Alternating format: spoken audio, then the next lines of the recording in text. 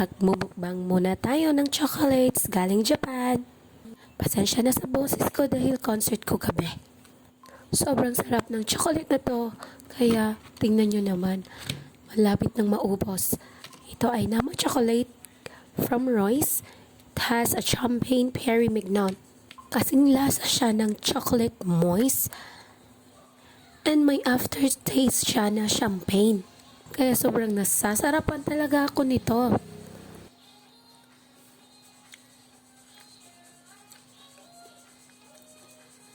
Next is the black chocolate from Royce pa rin. Nahirapan akong mag-open ito kasi hawak ko yung phone ko while recording it.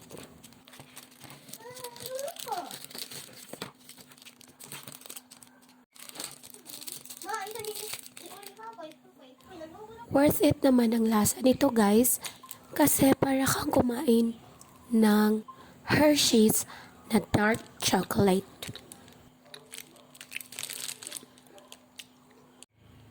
Next naman is yung white chocolate pudding ng Ishiya. Kung pupunta ka ng Japan, must try nyo na tong pudding nila.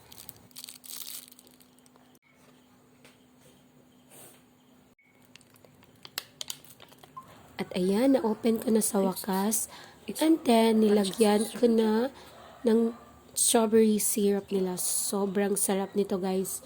Nanunuot talaga ang sarap ng white chocolate with matching strawberry syrup. Yogurt. Next naman is the chocolate tablet from Ishiya pa rin.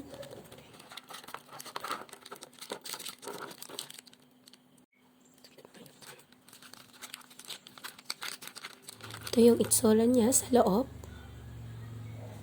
At ang lasa naman nito ay same ng lasa ng Toblerone na dark chocolate.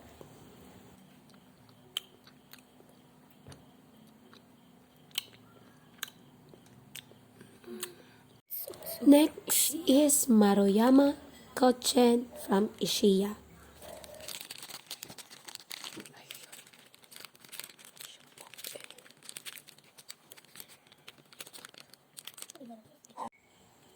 At ang taste naman nito ay strawberry cupcake. And it's so good.